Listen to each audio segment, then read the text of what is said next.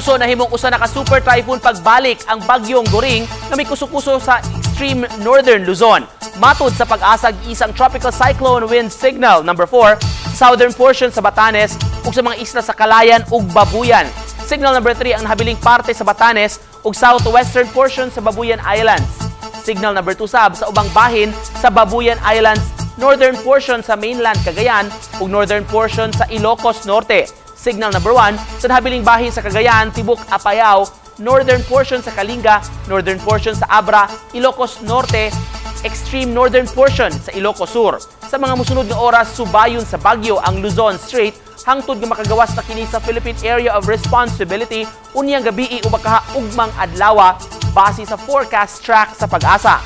Nakapuso, laing severe tropical storm sab ang gipaabot nga musud sa Philippine Area of Responsibility nga dunay international name nga Haikui.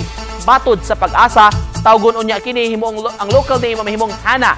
Nabantayan ang naaswing bagyo sa gilayong 1,560 kilometers sidlakang bahin sa extreme northern Luzon. Doon na kinigikusgon nga hangin nga moabot sa 110 kilometers per hour. Gibantayan sa pag-asa ang naaswing bagyo sa gilayon nga 2,290 kilometers sa sidlakang bahin sa northern Luzon.